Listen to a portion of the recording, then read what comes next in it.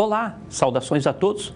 Eu sou o professor Paulo, professor de Fundamentos Históricos, Teóricos e Metodológicos do Serviço Social na nosso primeiro módulo dessa disciplina. Uma disciplina que é de extrema relevância, todas as disciplinas são assim de extrema relevância, mas Fundamentos abordam aqui questões que muito se enquadram dentro de dois núcleos fundamentais nas nossas diretrizes curriculares. Então, essa é uma disciplina em que nós vamos ter Fundamentos 1, Fundamentos 2 e Fundamentos 3. E vocês estão, então, entrando no primeiro momento da disciplina de Fundamentos, uma disciplina densa, mas uma disciplina que se propõe a estudar os desdobramentos históricos que levaram à emersão do serviço social. Quando nós falamos emersão, é esse surgimento, esse caminhar, ou se mostrar, se revelar, né? E também a história do mundo, as transformações e a profissão no Brasil. Então, Fundamentos abordam aí tanto o processo que dá vazão à nossa profissão no mundo, como também o processo mais particular da nossa profissão no nosso terreno, no nosso Brasil. Então, é uma disciplina que articula, assim, fundamentos teóricos, filosóficos, aspectos históricos e aspectos próprios da metodologia que o serviço social foi se servindo ao longo da sua história. Por isso esse nome grande, por isso essa extensão. Por quê? Porque aborda três grandes elementos que incidem sobre a profissão. Somos uma profissão interventiva, cuja intervenção se dá na sociedade, nos aspectos sociais, coletivos. Então, a nossa profissão está par e passo com a história. Os desdobramentos que a nossa profissão vai, assim, sofrer e, ao mesmo tempo, incidir, eles se dão em determinada conjuntura histórica, dentro de uma determinada estrutura societária. Daí é interessante que a gente tenha sempre em mão, que nós tenhamos sempre em mão, né, os pilares que dão a forma da sociedade tal como ela está. Hoje nós vivemos numa sociedade capitalista, um tipo de organização da produção e reprodução. E é sobre esta sociedade capitalista, nos seus primeiros pontos aqui, que justificam a intervenção do serviço social enquanto mecanismo, enquanto um dos mecanismos de sobrevida, de reprodução desta mesma sociedade, que nós vamos abordar hoje, tá? Antes, contudo, eu gostaria de falar para vocês que eu gostaria que vocês pudessem interagir conosco. Existe uma ferramenta que é o Mentimeter, caso vocês já tenham usado, né? Você já sabe como funciona. Caso não, vocês vão fazer o seguinte, meu pessoal. Estou pedindo a ajuda de vocês para que a nossa aula seja, assim, uma aula mais dinâmica. Vocês vão acessar este site, www.mente.com, tá? E vocês vão inserir este código, 87084386. www.mente.com, ele vai pedir um código e aí você digita 87084386. Você vai se deparar com esta pergunta. À medida em que você responde essa pergunta, aqui vai aparecer para mim. No momento da interação, nós vamos já então poder nos servir da sua colaboração. Um detalhe, meus pessoal, por favor, diga seu nome, a cidade onde você está, qual é o polo, para que a gente possa compreender as visões de diferentes regiões do país, tá bom? É o que eu peço. Eu quero já agradecer a participação da Ana Lúcia, dizer do respeito, minha colega de profissão, e que está intermediando a comunicação, né, enquanto uma parceira do nosso ensino-aprendizagem, Muito obrigado, Ana. Se você puder me auxiliar aí com a divulgação deste código, tá? O restante é só digitar o endereço da página ali que você já vai entrar para a pergunta. Bom, pessoal, eu, como disse, sou o Paulo, sou assistente social formado pela Universidade Estadual de Londrina em 2005, mestre pela essa mesma faculdade, pela essa mesma universidade, perdão, e atuando aí na área de docência há mais de 10, 11 anos, né? Então, tenho já alguns anos de casa e também atuando na área de intervenção mais terminal e às vezes mais de gestão. Isso dá para nós uma possibilidade de trânsito com as demandas específicas da nossa profissão. Contudo, nossa disciplina é densa, nós temos diferentes conteúdos para abordar e nós precisamos seguir adiante. Muito bem. Eu chamo a atenção para você para que a gente faça uma breve reflexão. Como chegamos à forma de organização de sociedade tal como temos hoje, contemporaneamente? Como nós chegamos? Há aqueles que buscam uma certa naturalização no que é organização societária. A sociedade nem sempre foi assim. A sociedade é uma sociedade feita pelos homens, não é fruto de algo externo, é uma sociedade construto humano, ou seja, construção humana. Até aqui nada de novo. Será? Será que nada de novo? Caros colegas, o serviço social já se nutriu, já bebeu na fonte do neotomismo ou novo tomismo de São Tomás de Aquino, que compreendia a sociedade, mas como uma provisão entre os homens para se chegar ao reino de Deus. Inclusive, este foi um dos primeiros fundamentos da nossa profissão. Hoje estamos filiados a uma teoria de matriz crítica, uma teoria social crítica. E não elejo essa teoria porque quero ou porque tenho afinidade com ela. Não.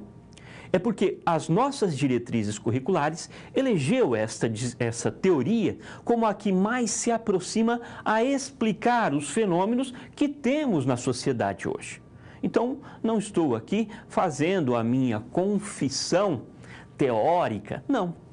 Estou seguindo para e passo aquilo que as diretrizes curriculares, que são o currículo, nos pede. E nos pede um forte rigor teórico-metodológico.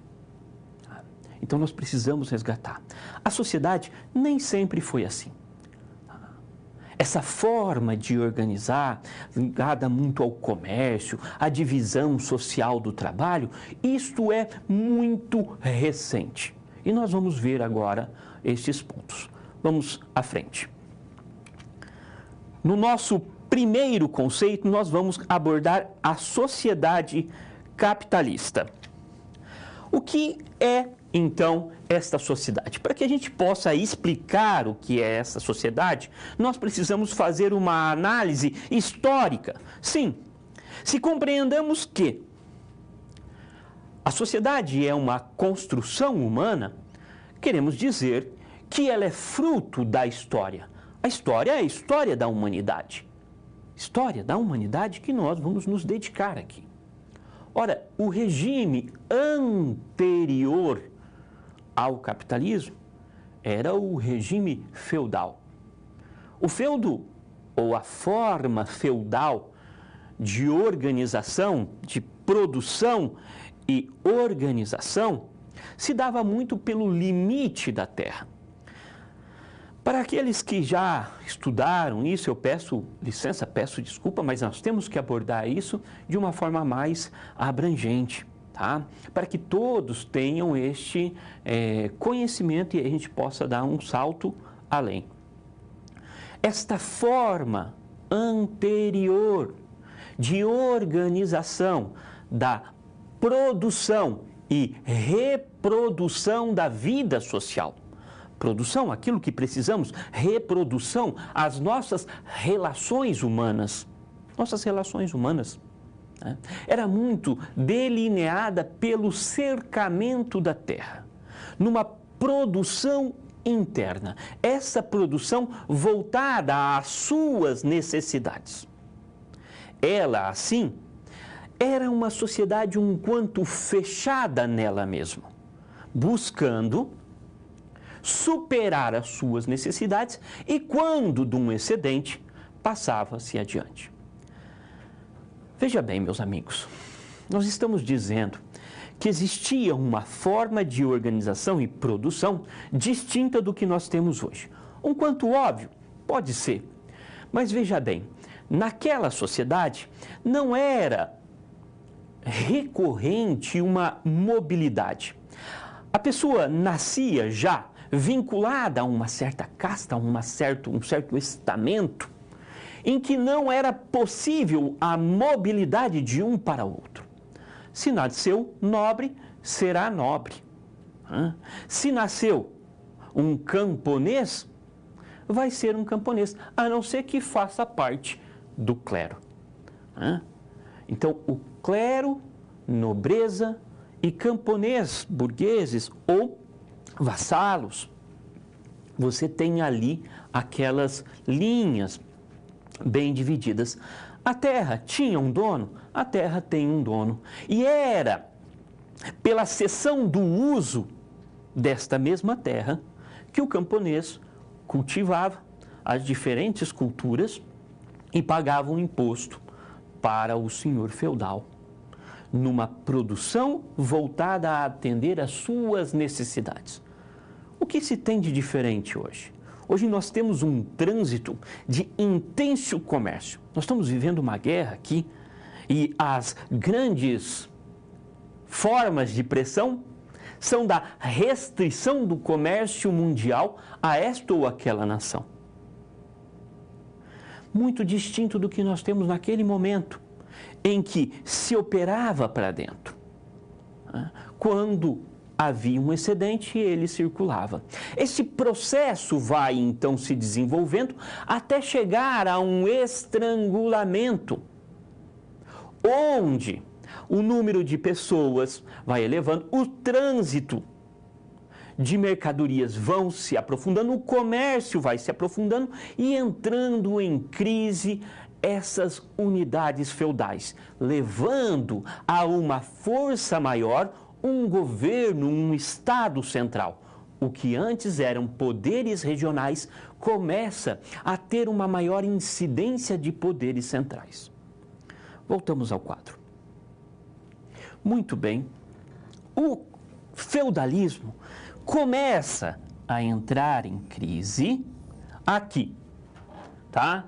Entre o século XII e século XV. Alguns até colocam uma data um quanto diferente, uma crítica mais veemente entre o século XIV e o século XV. Esta crise vai levar a uma alteração profunda nessa sociedade. Ora, se o comércio se intensifica, levando aos burgos, aos comerciantes, um poder maior, retirando muito do poder regional e colocando na mão de um poder central que dava a força, legitimava a força para manter a ordem, mas que conservava o privilégio de certas castas. Isso vai entrar em crise, tá? Lá pelo século XVI, XVII. Um dos grandes acontecimentos dessa crise é a Revolução Francesa. A Revolução Francesa faz o papel de uma contestação político, social e econômica, a fim de cessar os privilégios dessa casta, desses nobres, né, desses estamentos mais nobres. E lá na França, o primeiro estado, o segundo estado e terceiro estado, entra-se assim com a força do terceiro estado, que é o camponês, o artesão, o próprio burguês, tensionando para por fim, aos privilégios na nobreza, derrubando o rei e estabelecendo alguns princípios como a liberdade, a igualdade e a fraternidade. Igualdade legal. O que hoje está intrínsecos a nós, que todos estão debaixo da mesma lei, naquele momento não estava assim. Por quê? Porque o clero e a nobreza gozavam de direitos distintos, mordomias, privilégios que antes eram dados como pacíficos, sem maiores conflitos com a sociedade. O que faz a sociedade, a Revolução Burguesa? Questiona tais valores. E coloca por fim, dando assim uma importância a essa dimensão de forma política que chega a diferentes regiões do mundo. Comigo no quadro. Muito bem. Uma outra revolução que vai impactar, né? Nós vamos ter a Revolução Inglesa e a Revolução Francesa. Ambas contestam estes privilégios. A Revolução Francesa é um marco na história. Por quê? Porque ela contesta os privilégios de nascência. Contesta. E coloca todos debaixo de uma mesma lei. Onde a ordem não será mais regida pelo local de nascimento, mas pelo local da produção. Se lançará, assim, a burguesia a tomar o poder político, já que o poder econômico já lhe pertencia. Esta burguesia vai se intensificar ainda mais com os desdobramentos tecnológicos advindos de uma nova visão, que tem no homem a busca do conhecimento. É outra ruptura muito grande nessa sociedade. Por quê? Porque até então reinava, até o século XV, reinava muito o teocentrismo, as forças, o conhecimento vindo de Deus. Quando o homem se lança a conhecer a natureza, a própria natureza humana, a desmistificar os fenômenos, a buscar cada vez mais compreender as forças da natureza e como elas são regidas, ele se lança, assim, a um mundo de luz, e essa luz também invade o ramo da produção. E é aqui, na Revolução Industrial, que este capitalismo irá se intensificar. Vamos à frente. Aqui você tem a imagem do tear a vapor, tá? E continuamos agora no bloco 2, no conceito 2, a aprofundar as visões que temos sobre a sociedade capitalista. Muito bem, senhor professor, nós temos aqui, né, o início desta sociedade tal como ela está organizada. Por que abordamos este ponto? Será, meus amigos, minhas amigas, que a pobreza não existia antes do capitalismo? O que vocês acham? Existia ou não existia? Se pegarmos um livro bem antigo, e para muitos, né, a tradução de valores metafísicos, né? A Bíblia mesmo, enquanto registro histórico, vai apontar a incidência de pobreza muito antes do capitalismo. Por que então nós estamos dando ênfase aqui e não lá atrás? Nós precisamos encontrar, tá, onde nasce a nossa profissão e a que vem dar resposta. E a dimensão que toma conta esta dita contradição. Ora, o homem faz a sua própria história, mas não faz como deseja, faz de acordo com as forças que tem em sua mão. À medida em que o homem vai dominando, quando eu falo dominando, meus amigos, minhas amigas, é mais no sentido relativo. Quando o homem vai dominando a natureza e submetendo ela à sua vontade, eleva-se as suas capacidades de produção e satisfação de suas necessidades. As satisfações de suas necessidades deveriam representar maior liberdade. Maior liberdade significa maior número de opções para gozar a vida tal como nós queremos ou que se deseja. Esta revolução burguesa, a revolução industrial, dando origem a uma nova ordem social, que num processo de contaminação vai tomando esfera global, né? Vai mudar uma vez por todas as formas de se relacionar dos homens. Há quem diga que é o fim da história. O capitalismo é o fim da história, o máximo do desenvolvimento humano. Há aqueles que digam não. Este é um estágio maduro da sociedade. Mas outros virão em que a penúria, em que este desgaste, essa exploração do homem pelo homem se cessará. Enfim, voltamos ao quadro. Muito bem, os burgueses já tinham ali o domínio da produção.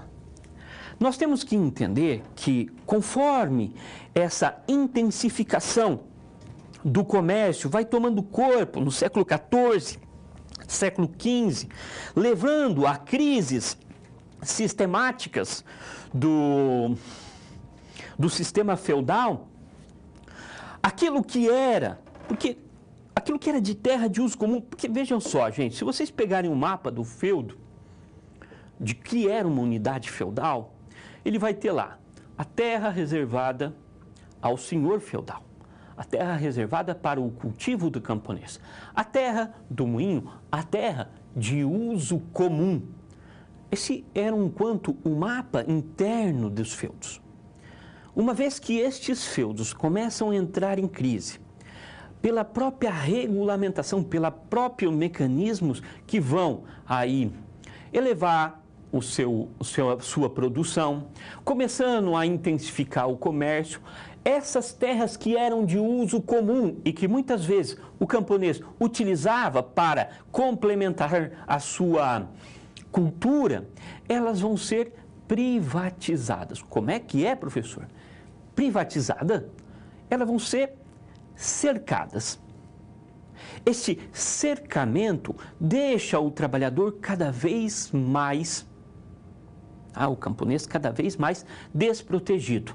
À medida em que essas crises vão acontecendo, o poder do feudo cada vez mais vai encolhendo e essas terras vão sendo doadas para os burgos. Isso vai levar a crises e ao começo das grandes cidades, pelos seus berços de pobreza. O que nós poderíamos dizer de um inchaço das cidades desta pobreza.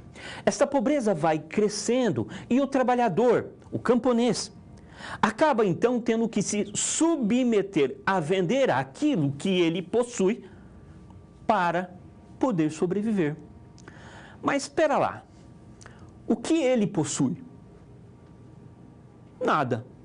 Não, ele possui algo. Ele possui as suas mãos, o seu corpo.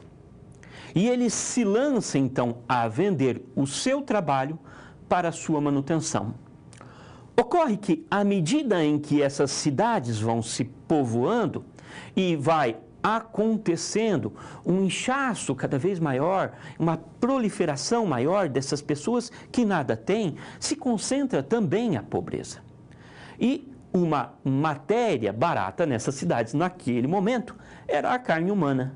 Como é que é carne humana? Sim, a mão de obra humana. Essa mão de obra, então, ela é cada vez mais desvalorizada. Sem falar que quando este mesmo camponês se recusava a vender o seu trabalho por este ser de muito pouco valor, ele era denunciado. Denunciado pelo Estado que o forçava a trabalhar, ou seja, num regime muito próximo à escravidão.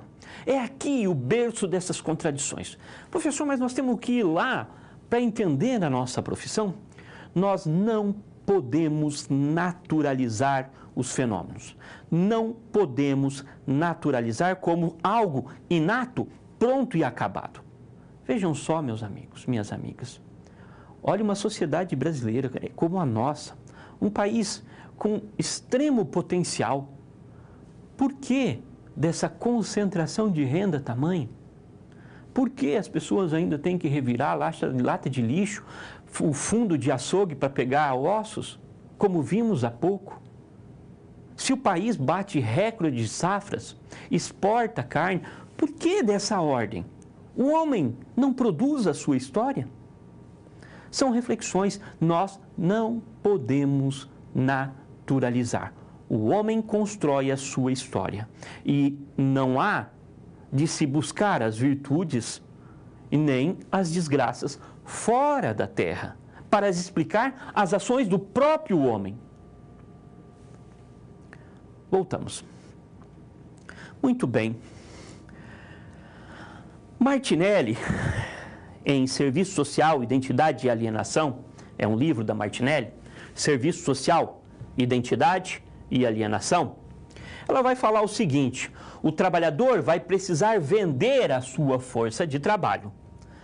Ela pontua que a máquina a vapor e o tear mecânico tornaram-se deuses do capital. Tornaram-se deuses do capitalismo. As transformações trazidas pela Revolução Industrial não ficavam somente nos limites da produção industrial. Era a sociedade como um todo que ganhava uma nova ordem. O que é ordem? Uma forma de se organizar, polarizando radicalmente duas grandes classes, a burguesia e o proletariado. Se antes nós tínhamos 3 classes e não havia nenhuma mobilidade, aqui ficou claro que a sociedade muda. E isso é muito bacana, pessoal. Pensa bem. Karl Marx, um filósofo, século XIX, 18, 19, escreve no século XIX, mas nasce no século XVIII. Enfim, Karl Marx, ele, se não me engano é isso mesmo, perdão, mas ele afirma aqui que é o mundo material que condiciona o mundo imaterial. O que ele está dizendo com isso? É o mundo da produção que condiciona o mundo da reprodução. À medida em que o mundo produzia nas estruturas do feudo, as suas relações eram dadas no feudo. À medida em que esta forma de produção vai sofrendo alterações, as alterações derramam-se para a reprodução da vida. E assim vai se dando. Esta sociedade não é só material, mas o ponto material influencia sob o campo das ideias. Assim, numa expressão clara, simples, tal como Paulo Freire falava, a cabeça pensa onde os pés pisam. Ou seja, não é a minha condição subjetiva, o que eu penso, que condiciona o meu lugar no mundo. Não. É onde eu estou, como eu fui criado, a cultura que me cerca, as formas de inserção no mundo da produção que condicionam a minha ideia, a minha forma de pensar. E é assim também na sociedade. Essa sociedade, então, vai partindo para uma nova organização, reprodução. Falando nos termos mais técnicos, é, então, a estrutura social, o mundo da produção, as estruturas, as fábricas, as formas de produzir, que condicionam a superestrutura, o mundo da ideia, o Estado, a cultura. Perceberam? Tudo isso gira em face do ritmo que a produção dá. Não é o campo das ideias que influencia o material, é o material que influencia o campo das ideias. Aqui nós temos alguns conceitos, próprio mesmo da Martinelli também, tá? Vamos comigo ao quadro. Bom, Martinelli diz que Sombart, né, é um escritor aí, década de 1820, se não me engano, ele coloca lá: o capitalismo é uma forma econômica baseada na criação de um espírito capitalista empreendedor. O que ele está dizendo é que a ideia... Nossa, esse quadro está terrível. Vamos lá. Que é o campo das ideias que condicionaram o material. A escola clássica alemã joga a situação para o ramo da reprodução, ou seja, situa como uma forma de organização da produção que se move entre o mercado e o lucro. Capitalismo é o modo de produção marcado não apenas pela troca monetária, uma vez que o lucro ele já está presente na sociedade por muito tempo. Não, mas essa forma de generalizar, essa forma de produção e reprodução, de venda da força de trabalho, é o que nós chamamos de capitalismo. Esta forma de produzir e reproduzir. Nós estamos chegando no nosso bloco 3, no nosso terceiro conceito. Se você não deu a sua opinião lá no Mentimeter, por favor, olha lá, pessoal, já está colocando. Pessoal, não esqueçam de colocar o nome. Muito bem, Fernanda, muito bem. E aí, então, tenta responder a pergunta. Ana, também, se você quiser colocar a sua sugestão, fica à vontade, minha amiga. Vamos à frente? Vamos à frente.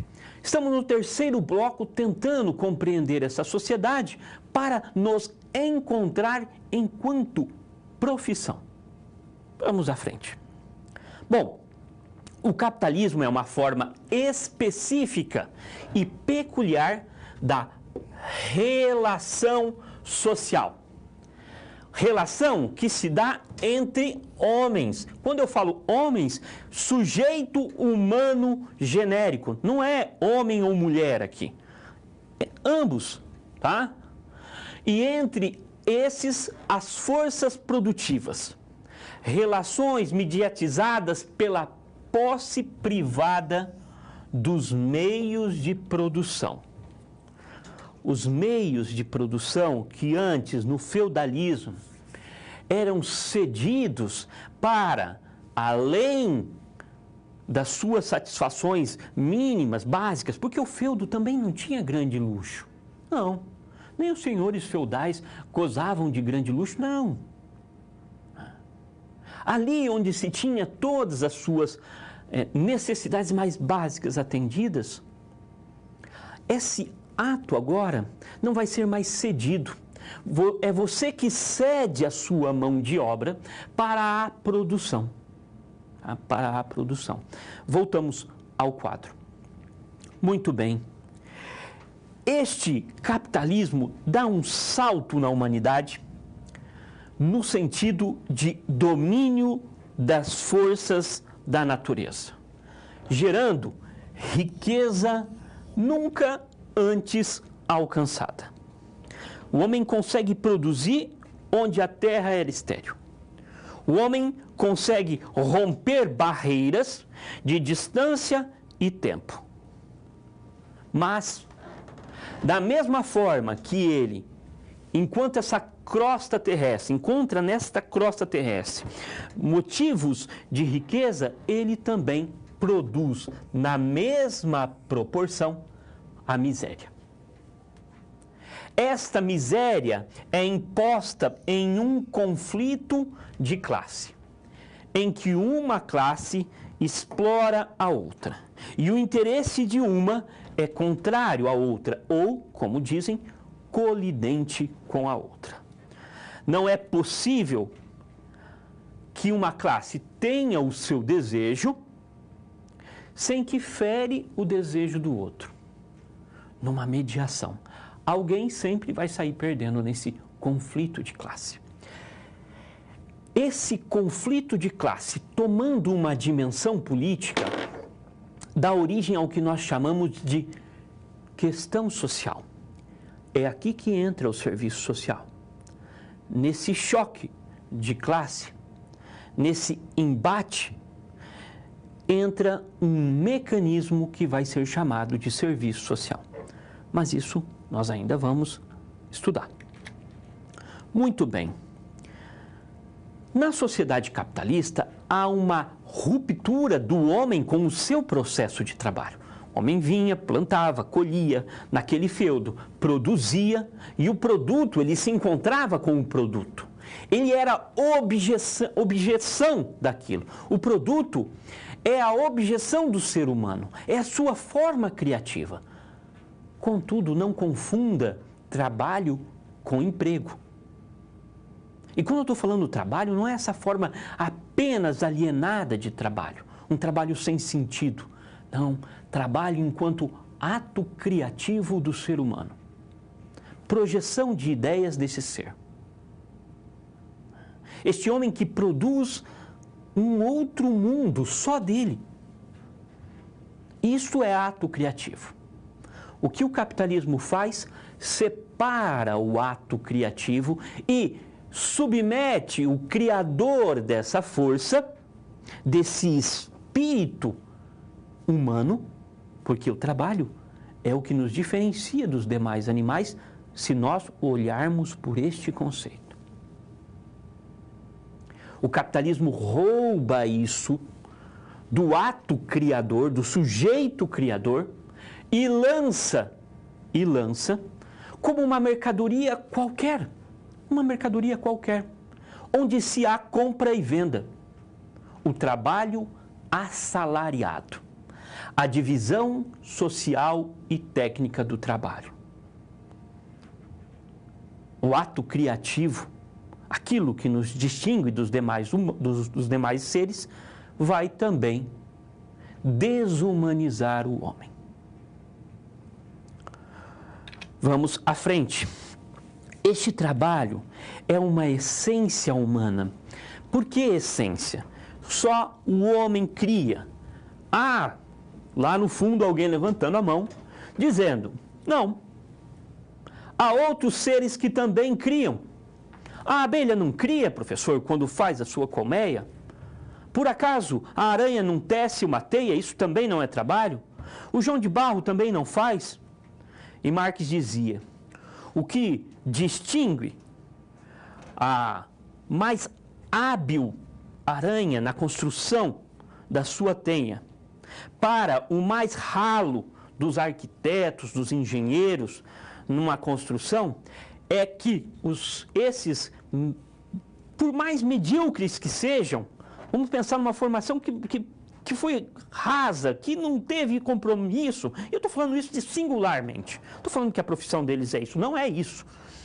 Mas o sujeito que não levou a sério o seu processo de ensino, o que distingue ele é que este homem projetou antes de se lançar à construção.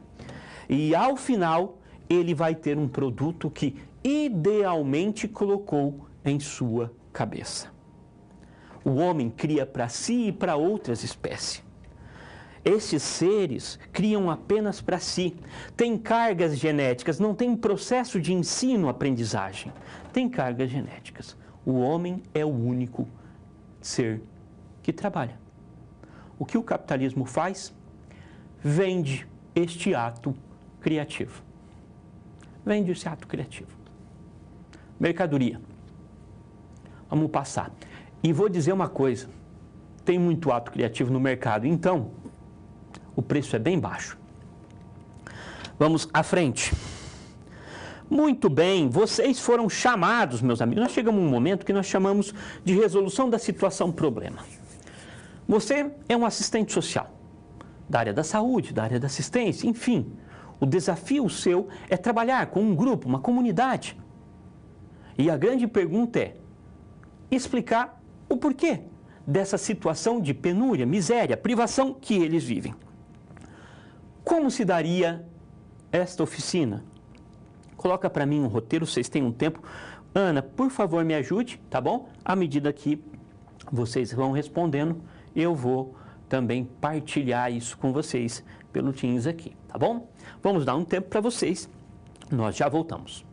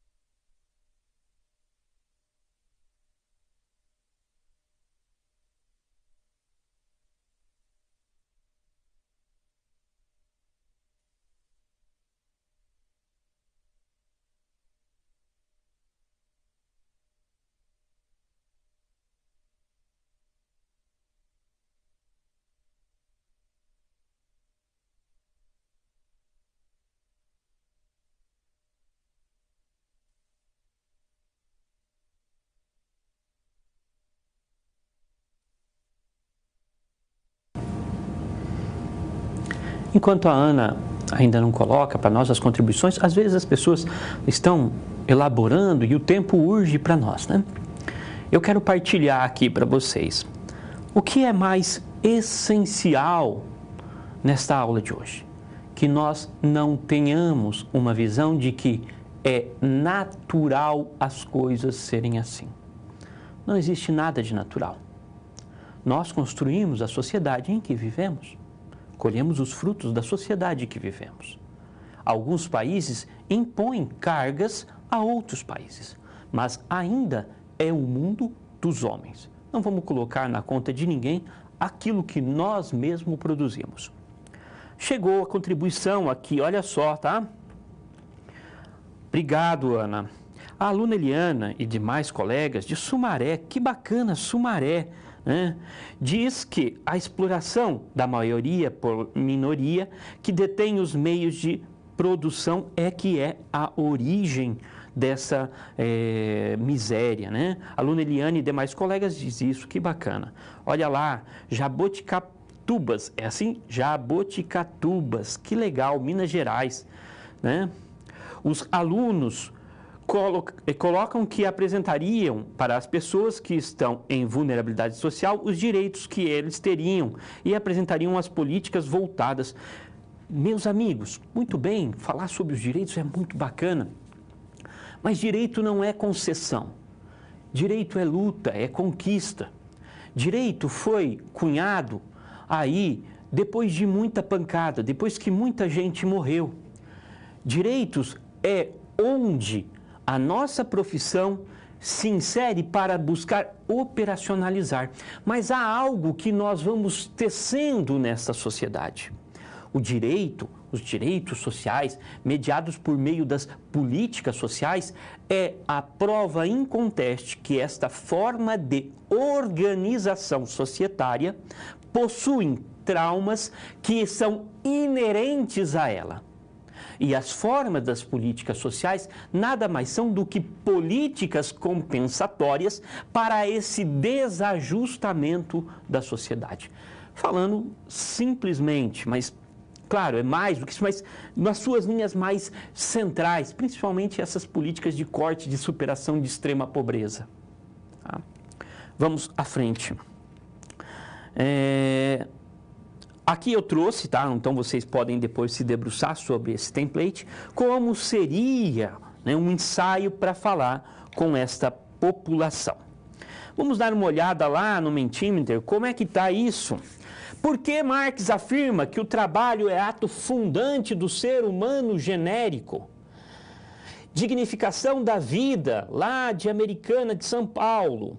Segundo Marx, tudo é comprado com o trabalho, que o capital não passa de trabalho acumulado, mas acrescenta que o trabalho, longe de ter possibilidade de comprar tudo, deve antes vender a si mesmo e a sua humanidade. Fantástico, muito bom, muito bom. O mundo objetivo é, em primeira instância, produzido pelo trabalho. Olha, fantástico. Ele é a categoria fundante do ser social. Este ser que é sociável, nós, o mundo do ser humano. Pois, sobre a natureza, o homem imprimiu a sua vontade, realizando a si mesmo através do trabalho, afastando das barreiras naturais e fundando-a. O trabalho é algo genético do ser humano, em específico, o trabalho é o ato que diferencia o ser humano de outras raças. O trabalho é o vínculo do ser humano com a sociedade. É a instância primeira, não única, tá, pessoal? Não é, senão nós caímos no risco de pensar que tudo é trabalho. Não, é a partir do trabalho que nós nos relacionamos. Karine, o trabalhador nunca produz nada para si mesmo. O seu salário, às vezes, nem é capaz de adquirir aquilo que produz. Vende o seu tempo e força para gerar mais-valia. E aí, se trabalha o ser humano e ele vende aquilo que ele é, ele está vendendo a si mesmo. Fantástico, Karine. É isso aí, pessoal. Pegaram a ferramenta, pegaram o jeito aí de postar. Obrigado, Ana. Daqui a pouco nós voltamos. Agora nós vamos para o bloco 4 da nossa aula, o conceito 4.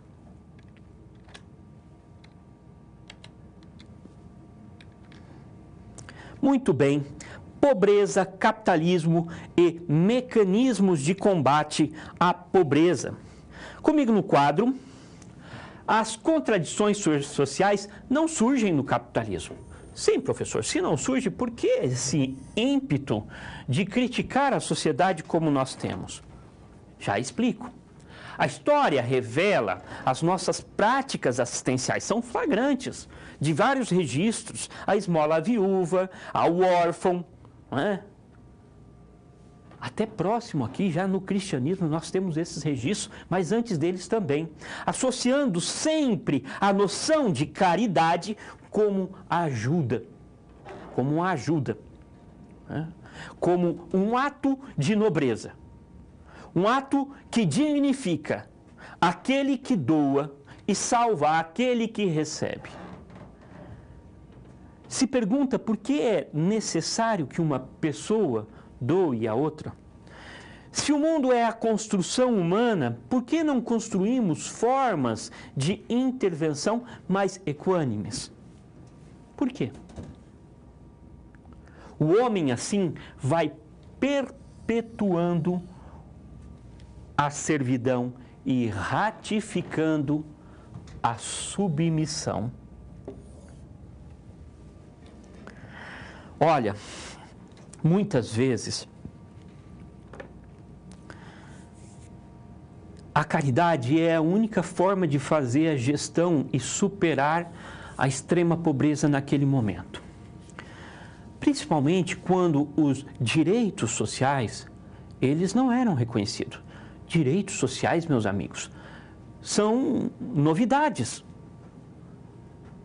Os direitos civis são novidades. A disponibilidade da sua própria vida. Depois, os direitos políticos. Depois, os direitos sociais. Ainda agora, os direitos ambientais, enfim. São rodas desta história, ou seja, voltas dessa mesma história. Esses direitos sociais que alguns ainda insistem em deturpar, dizendo que é a esmola do Estado, nada mais é do que a divisão do fundo público retirado deste mesmo trabalhador. Então, essas formas de caridade, elas sempre existiram. Seria o serviço social um aprimoramento dessa caridade? Você acredita que seria isso? Será que levaríamos 2000 anos para aprimorar a caridade? Ou o serviço social vem a atender a uma reclamação de seu tempo, a uma necessidade do seu tempo? Uma profissão que veio mediar um conflito de classe, um desajustamento na sociedade, um conflito de classe. Essas teses circulam na história da profissão. A origem da nossa profissão, não raramente, foi colocado como um aperfeiçoamento da caridade. Isso é desmistificado ao longo da década de 80 e ao longo da década de 70. Quando num processo de renovação das forças do serviço social, diz não, nossa profissão vem cumprir um papel histórico. É este o lugar dela. Quando ela surge, por que ela surge, como ela fazia. Isso só é possível olhando para fora do serviço social e vendo aquilo que ele fazia. Inclusive, com a organização dos trabalhadores. Como é que é, professor? Organização dos trabalhadores? O senhor não falou de organização dos trabalhadores até agora? Nós vamos falar. Comigo no quadro. Muito bem.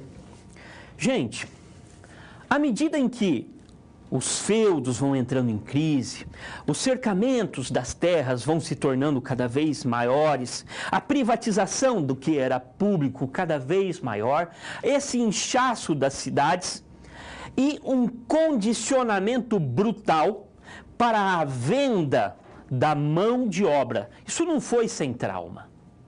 Aí, quem disse que não tinha lei que protegia os pobres, né? Aí, professor, o senhor falou? A lei dos pobres aí. Pois é, meus amigos. Acontece que a lei dos pobres não é uma lei para proteger os pobres, mas para vigiar e punir os pobres. Esta lei proibia a mendicagem e colocava sob trabalhos forçados nas famosas workhouse, da forma inglesa dessa lei, para que ela pudesse, então, ter a sua manutenção tinha que trabalhar, nem que seja forçado. E lá viviam em prisões onde produziam. Quem era pego mendigando mais de uma vez, muitas vezes eram até marcados, lesionados, para saber numa próxima que ele ia ou morrer ou ser internado na workhouse. Não tem uma única lei dos pobres, tem diferentes formas de lei dos pobres. Tá? Inclusive, uma experiência no século XVIII de transferência de renda, que durou muito pouco tempo. Essas eram formas de intervenção. Você não podia sair de uma comunidade a outra para procurar um melhor preço da venda do seu trabalho. Isso era proibido. Isso era proibido.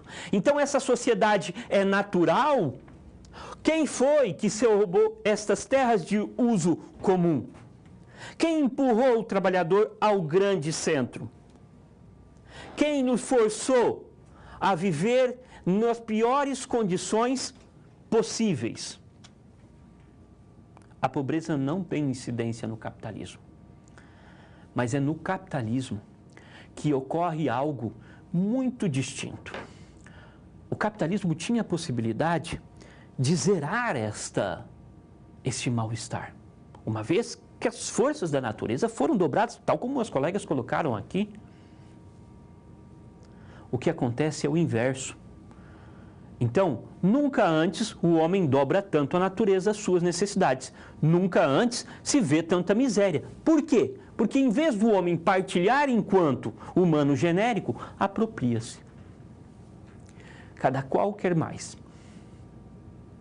Cada classe aqui, de acordo com o seu lugar na produção, defende os seus interesses. Mas os trabalhadores vão reagir. Ah, é aqui que entra o serviço social, professor? Não. Não é. Nós vamos chegar lá. Muito bem. Entramos no conceito 5, ainda estudando os mecanismos de combate à pobreza. Todo mundo que vem estagiar comigo, eu faço a seguinte dinâmica, a seguinte atividade. Eu peço para eles ou elas, que me descreva esta simples pergunta. Para que serve o Estado? Para que serve o Estado? Você já se perguntou para que serve o Estado? Para que serve o Estado? Esta função do Estado não é algo também dado natural, é algo historicamente construído. O Estado moderno, tal como ele se coloca, um Estado central que rege as relações, vem dentro dessa sociedade capitalista. E este Estado moderno tem as suas funções colocadas à medida da história. Quero dizer que essa questão de mediar conflito por meio de políticas sociais é nova. É recente na história. O Estado era o Estado para garantir a ordem, ou seja, por meio da força, é para fazer o que eu digo. E sou eu que digo, não é você. Ele era isso. E para a defesa contra inimigos externos. Então, este era para isso que servia o Estado. À medida em que essas relações vão se complexificando, à medida em que essa forma de sociedade vai cada vez mais criando atritos e caos, o Estado é chamado a intervir novamente.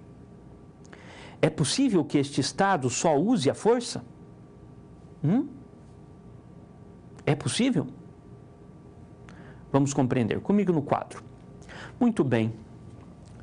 Este homem, então, começa a contestar estes processos. Os trabalhadores começam a dizer: escuta, está errado isso aí. Nós produzimos, nós trabalhamos, nós temos que ficar em habitações extremamente fragilizadas, morando como animais, sem esgoto, sem água tratada, com doenças proliferando, suas filhas se prostituindo para poder ganhar o pão, uma naturalização da miséria. Nós estamos chegando próximo a um feriado. Quem disse que não tem dica de filme? Anota aí. Esse final de semana, vocês vão se desafiar a assistir o Germinal. Vocês acham disponível o Germinal? O Germinal. Para quem gosta mais da leitura, eu gosto da leitura, tá? Também tem o livro, O Germinal. Ele vai tratar dessas relações no século 18, 19. Como isso vai se dar? Bom, esses trabalhadores começam a se organizar. Carlos Montano e Maria Lúcia Doringueto, dois autores de renome no serviço social, Carlos Montano e Maria Lúcia Doringueto, em um dos livros que estuda movimentos sociais, ele traça um percurso e diz, olha, primeiro, os trabalhadores vão se revoltar contra os imigrantes. Por quê? Porque os imigrantes que vão vindo, né, à medida em que essa lei dos pobres vai deixando de punir com a transição, mas punindo de outras formas, à medida em que estes migrantes vêm, eles roubam a nossa oportunidade de trabalho e faz a nossa força de trabalho valer menos. Então, temos que combatê-los. Então, os trabalhadores começam essa guerra entre eles. Depois pensam que as guerras não estão contra eles, não são contra estes trabalhadores, mas contra as máquinas. São as máquinas que estão tirando o nosso sustento e nos deixando nesta condição. São as máquinas, são essas revoluções industriais, essas tecnologias que estão tirando a nossa humanidade. Então começa na Inglaterra um movimento ludista. Ludista eu tenho um pouco de dificuldade de falar a pronúncia em inglês, tá? Mas de Ludwig, Edward Ludwig, que ninguém, na verdade, sabe se foi uma pessoa ou uma figura que, enquanto alegoria, causava pânico entre os empresários. Por quê? Porque ele incendiava estas fábricas. Os trabalhadores vinham e incendiavam. Aí como que o Estado vai agir? Quem for pego incendiando as fábricas vai ser morto. Pena de morte. Até que esses trabalhadores começam a ter uma dimensão política. À medida em que esse Estado vai se complexificando, à medida que nós temos aí a ascensão da burguesia ao status político, mediando formas de acesso, os trabalhadores vão pedir também voz política. Voz política. E tensionar, e pensam, não, nós temos que buscar encampar quem faz as leis. Este Estado, então, que nada tem de um árbitro, que legitima uma ordem injusta, ele não é um árbitro, ele legitima uma ordem injusta. Você já pensou quanto você paga de juros no seu cartão de crédito? Você acha que eles pagam juros dessa maneira?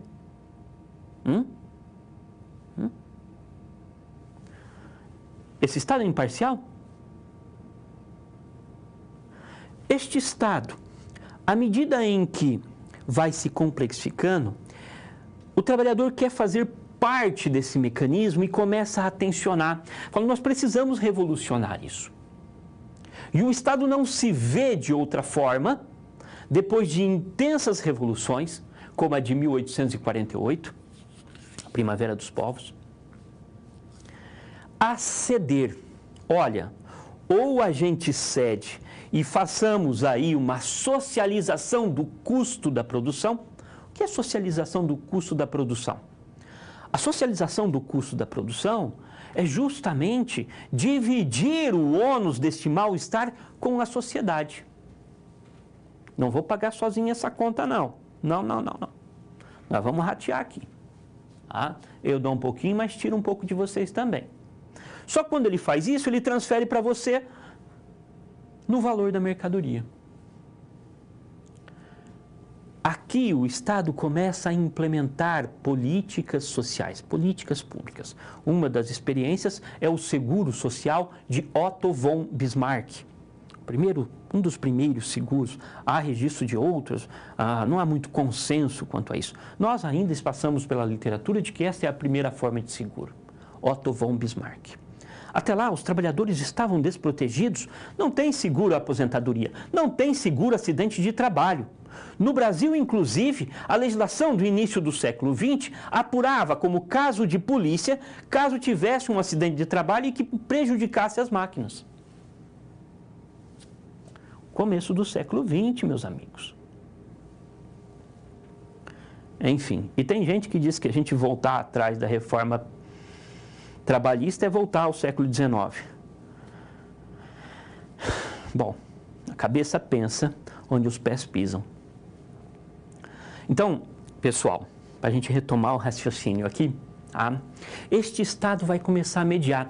Uma das formas é influir sobre o pensamento deste trabalhador que está se organizando para reverter essa ordem política. Aí entra o serviço social. Como é que é, professor? Pois é, meus amigos. A princípio, somos instituídos como uma profissão criada por uma classe para atuar sobre a outra. Vamos para o quadro. Olha, aqui então é um pouco da situação que ocorria nos grandes centros industriais. Depoimento de uma criança de 11 anos, em 1833. Sempre nos batiam. Batiam em quem? Em alguém de 11 anos. Se adormeciam, ele estava exausto. Merecia apanhar, não é? Não. Eu costumava ir para a fábrica um pouco antes das 6. Às 5, às vezes. E trabalhava até às 9 da noite. Eu trabalhei por a noite inteira certa vez. Eu estou falando de uma criança de 11 anos. Nós escolhíamos isso. Gente, se vocês assistiram o Germinal, vocês precisam assistir. Queríamos ter algum dinheiro para gastar. O meu irmão faz o turno comigo. Ele tem 7 anos. Cadê a turma que naturaliza o trabalho infantil? Por que não põe o filho para trabalhar? Lá, nessa condição. Minha filha tem 6 anos. Eu acho que ela não merecia entrar na fábrica às 5 da manhã. Se a minha não merece, imagina a do outro. Vamos à frente? Modernos agentes de caridade. Essa é a nossa história, viu? Essa é a nossa história. Bom, diante deste mal-estar que toma uma dimensão política, por enquanto não era político, mas agora é político, o trabalhador está ameaçando as bases societárias. O trabalhador está ameaçando as bases societárias. Nós precisamos fazer alguma coisa, nós precisamos agir. Como vai agir? Diferentes frentes: política social, repressão, cultura. E uma das formas foi especialização da caridade. Quem fazia essa especialização? Os próprios trabalhadores? Não. As mulheres dos donos dos meios de produção. Muito sobre a fé, sobre o cristianismo. Dizendo que essa ordem é uma ordem instituída por Deus. Uma ordem instituída por Deus. O homem constrói e joga a conta para Deus.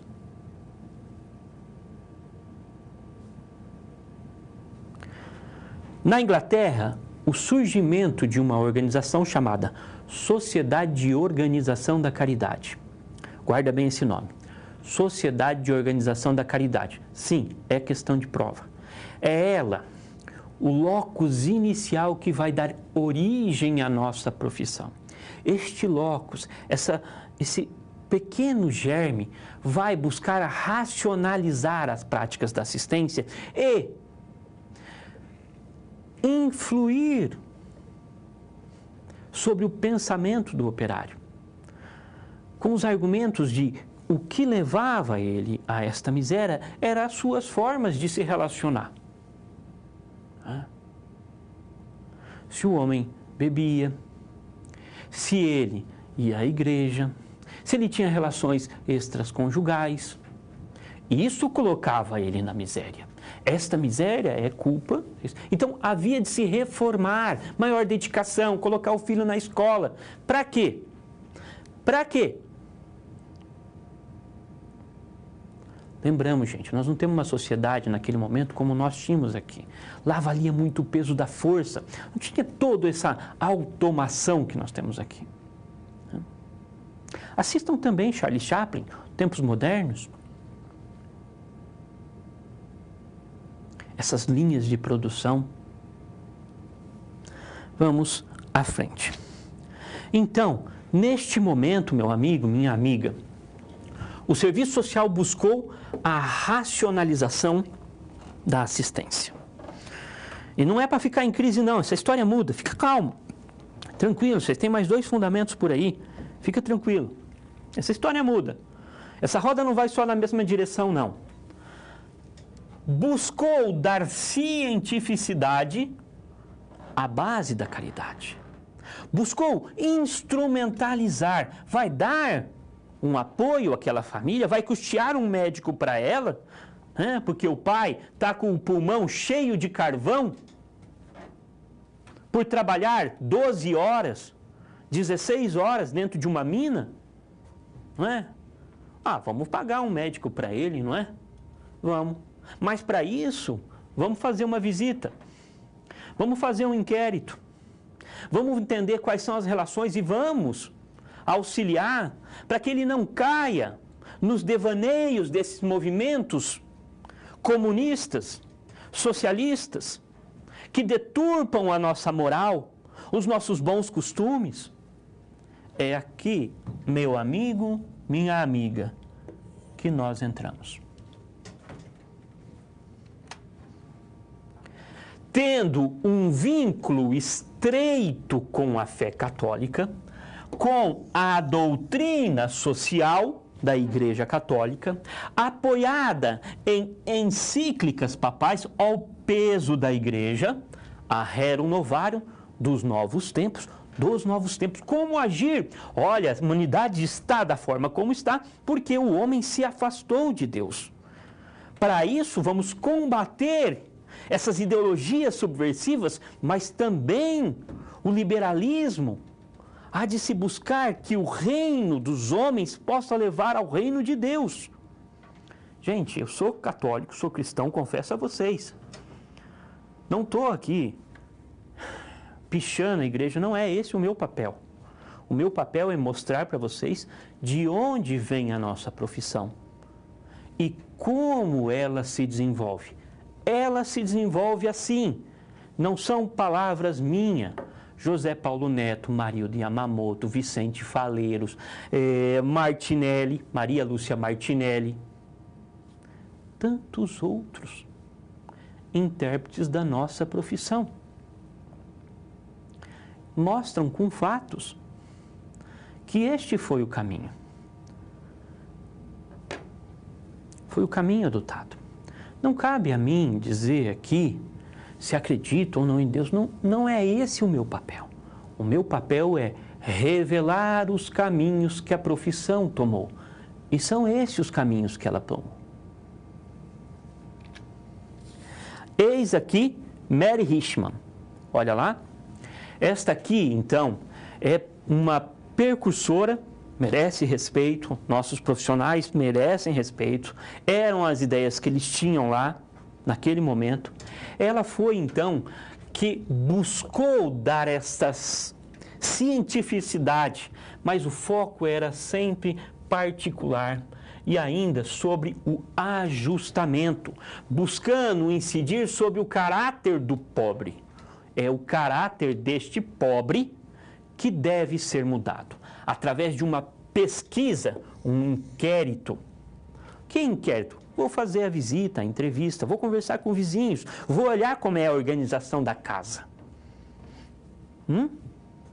Quem já teve uma casa que o assistente social entrou? Nós temos que ter muito cuidado com isso.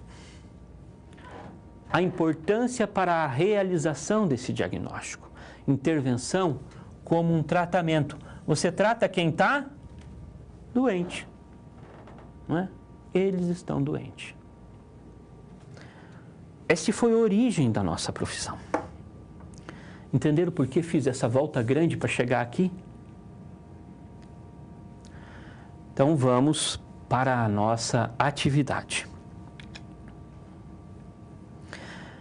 Eu quero que vocês pensem como seria triar uma pessoa que precisa de um benefício de superação de fome.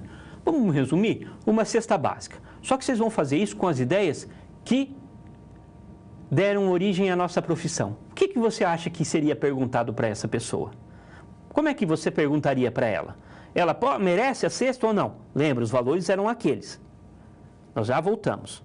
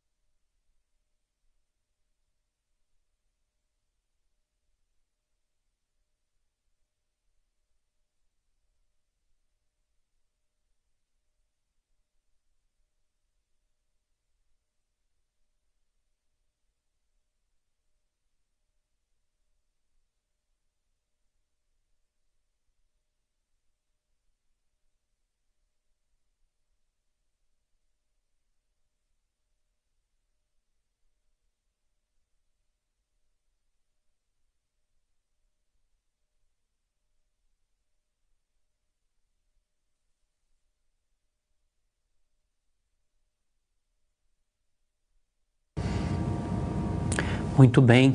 Lembra, o inquérito ele ia buscar compreender quais eram as fragilidades daquela família, entender a dinâmica deles, para ver se eles eram merecedores ou não, buscando muito não só o apoio moral, apoio material, mas também o apoio moral. Olha só, Ana Lúcia trouxe para nós aqui mais contribuição. Itapetininga, é isso? Itapetininga. Olha, obrigado pessoal pela contribuição. Vanessa diz que as perguntas seriam relacionadas ao comportamento da vida dessas pessoas, se faziam uso de bebidas, se oravam, se acreditavam em Deus. Talvez oravam, acreditavam em Deus, não circulava ali. Mas sim, se faziam uso de bebida, como era a rotina, qual era a dedicação à família, qual era a dedicação aos filhos, se havia uma relação extraconjugal, quantos filhos se tem, né? Olha lá, a aluna Letícia, também de Itapetininga, diz que perguntavam quantas pessoas residiam no imóvel, quais delas trabalhavam para prover o sustento. Perguntavam, Jaboticatubas também. Alunos perguntariam se a pessoa é cristã, se alguém da família trabalha, quantas pessoas tem na família, e aí vai. Pessoal, Obrigado. Eu vou ler todas as contribuições sim, tá? E a gente vai conversar daqui a pouquinho também no fórum, tá? É correto afirmar que o serviço social é uma profissão criada por uma classe para atuar sobre a outra? Em nossa história nós vimos que é. Em nossa história nós vimos que é. É isso. A Sociedade de Organização da Caridade. Pessoal, estamos chegando ao fim da nossa aula. Eu não posso deixar de falar a vocês, eu tenho que falar, que a minha aula foi pontos. Vocês necessitam fazer a leitura do livro, necessitam ir à biblioteca, ler mais, além, pesquisar, encontrar as debilidades que o professor trouxe aqui e ir a fundo nisso. Quem não lê, não escreve. E o assistente social precisa escrever e passar em diferentes momentos de testes seletivos. Nós vamos daqui a pouco para a nossa interação. Para mim foi um prazer dar aula a vocês, agradeço a contribuição da Ana e de todos os alunos e tutores aí. Até a semana que vem.